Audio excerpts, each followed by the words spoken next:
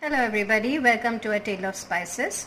Today I'm going to show you how to make homemade pizza base and garlic bread base.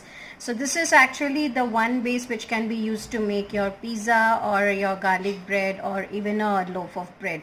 So I'm just going to show you the basic dough. So for that I have here half a cup of very lukewarm water. To that I'm adding 10 grams of instant yeast. This is available in the market. You get active dry yeast and you get instant active dry yeast.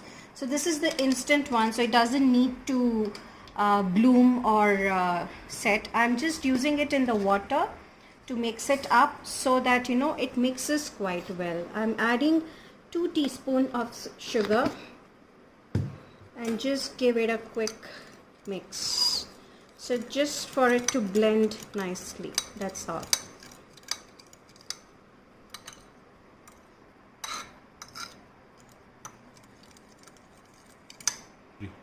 So this is mixed up nicely. I have taken here, this is 3 cups of maida flour. I'm showing it to you with maida flour. You can use whole wheat flour or a mix of maida and whole wheat. So it's up to you to do that. You can use only whole wheat flour also. So what I'm going to do is I'm going to take about 1.5 teaspoon of salt to it. And use your hands, okay? Please, you don't need all your fancy equipments to do the kneading process. Use your hands. They are really good for kneading your dough, and the more you knead, the softer and your chewier your base is going to be, or your bread is going to be. So just give it a quick light mix of the salt together. Now in the middle I'm going to make a well, and I'm going to add this yeast mixture into it. Now what I have used, I said, is instant yeast. If you don't have instant yeast, you get another variety which is called the active dry yeast. For that, what you have to do is you have to take lukewarm water with 1 teaspoon of sugar and add the yeast into it and let it sit for minimum 10 minutes, so it will start to bubble up. And once that is bubbled up, then you can use it the same way. So I'm just going to give it a quick mix. Now I'm going to knead the dough with partly milk and partly water. So first up I'm going to use up my milk. I'm using about 1 cup of milk here.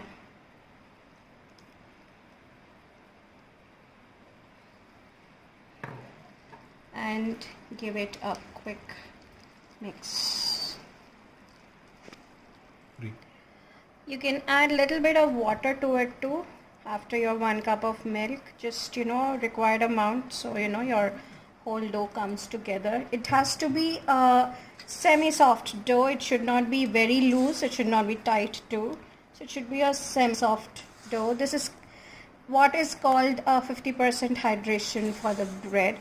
If you're using only if you're going to make a crusty French bread or something, then it needs more hydration, so it's a looser dough. So it needs about 70 to 80% hydration. So this is requiring only 50% hydration, so it's going to be like a semi-soft dough. I'm just going to add a little more water and try to get the whole thing formed into a nice dough.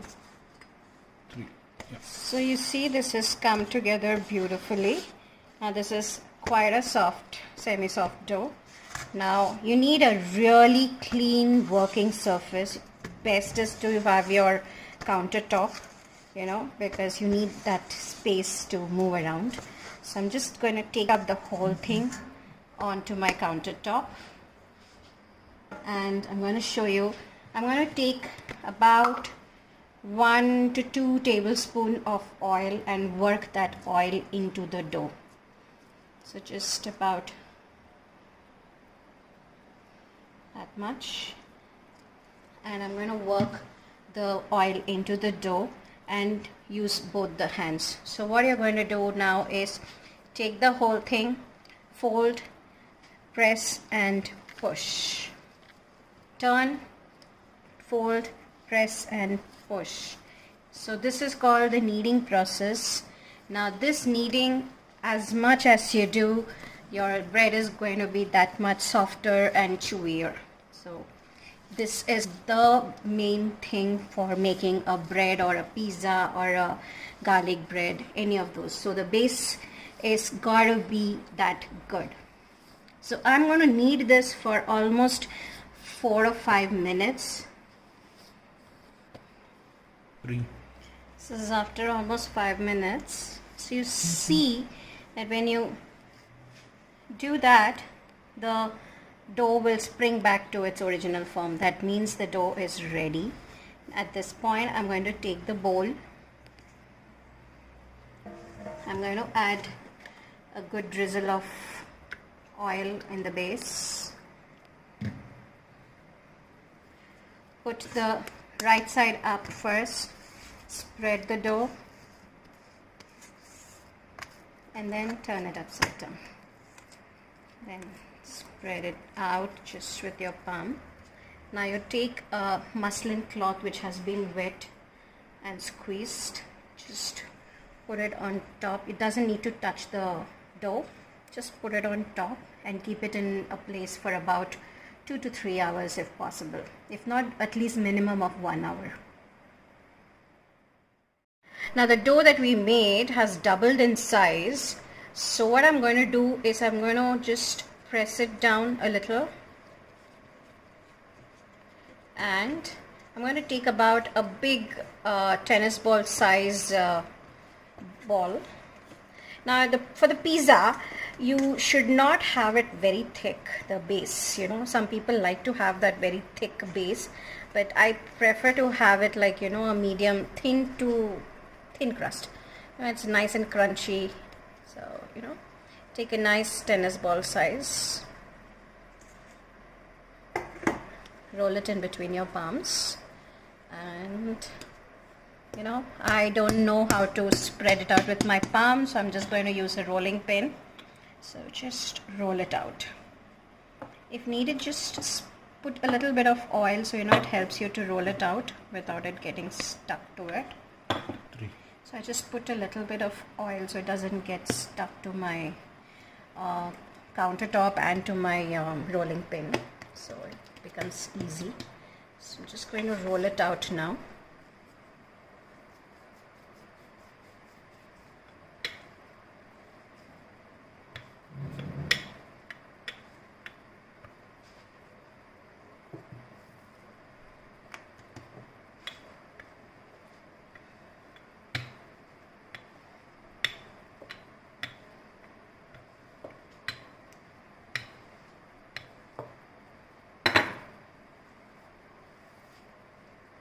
It should be less than about 2 millimeters in thickness. So, you know, so it gives you a nice crunchy crust on the base. So it's almost a round, maybe not a perfect round, almost a round. 3. I have here a pizza plate. It's a round pizza plate, and I've just spread it with some non-stick spray. To that, I'm just going to take about a little bit of cornmeal or suji, whatever you have. I have suji, so I'm just going to give a nice base of that suji. Not too much, just about a tablespoon of it on the base. Why we do this? So that, you know, it gives a nice crust to the bottom of the pizza too. Now I'm going to take the dough and try to place it on the pizza plate. Try to spread it out evenly. Now the pizza, the base, since it's very thin, it's not going to take too much time to cook, and I don't like to put too much sauce or, you know, make it too heavy. So what I'm going to do is I have here some fresh vegetables which I've cut. I have onions, tomato, baby corn, yellow capsicum, green capsicum, and I've definitely some cheese also. So I have here some store-bought pizza sauce. So I'm just taking about 1 tablespoon of it, not too much, and just use the back of your spoon to spread it out all over. You can use, if you don't have the pizza sauce, you can make your own pizza sauce by just, making a puree of onion, garlic and tomatoes, and use a lot of fresh herbs and basil, and just keep boiling it for cooking it for about 10 minutes or so. It will thicken up nicely. There, you have that. Now we're going to just arrange the veggies on top first. Just go neatly as much as possible and spread out over the whole thing.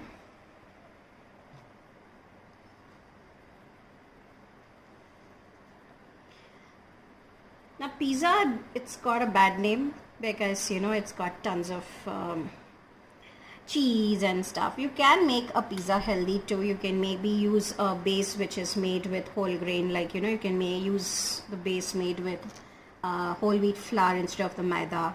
You can use lots of vegetables on top, so you get the richness of the vegetables, and use your cheese sparingly, and maybe you can top it up with some paneer instead of too much cheese, so that also gives you a good taste, and paneer is definitely better than cheese, but the classic, definitely go with the regular mozzarella cheese. There. Some yellow capsicum. So you see, I'm adding tons of vegetables, and children love pizza, so if you have a picky eater who doesn't eat vegetables, put them in a pizza base and put some cheese on top and you serve it to them. They will definitely eat it. So just lots of colors, looks good. If you have black olives or green olives, do use them. I don't. They also taste really good. Now once you put all of these in, I am going to put some grated cheese on top. You don't actually require too much. Just a thin layer on top is more than enough actually. So you're not using more than 2 to 3 tablespoons of grated cheese, which is pretty okay. Now this has to rest for half hour before you bake it. So for the pizza, you have to preheat the oven at 210 degrees. So I have this preheated. So I'm going to put the pizza in. The pizza, I usually put it in the top rack, so it gets a nice crust. And also one additional thing that you have to do whenever you're baking a bread or a pizza is to have a bowl of hot water in the base.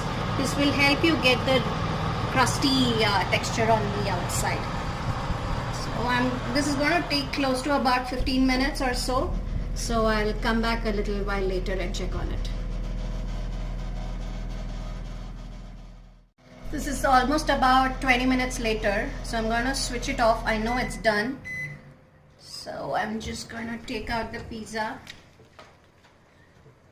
It's really lovely. What a lovely looking pizza. It's got all the colors of the vegetables, the cheese which is melted beautifully. So I'm just going to take it out onto my board. There. And I'm going to cut it. So I'm just cutting it into slices. And I'm going to plate it up. There, you have this lovely looking pizza slice. It's nice and crunchy on the bottom, and it's got this lovely crunchy texture on the outside. I'm just going to sprinkle with some pizza seasoning on top. And there you have it. Enjoy this excellent homemade pizza. Where home delivery is not available, you have the pizza piping hot on your plate right now. So don't forget to like, share and subscribe to my channel. And thank you very much for watching.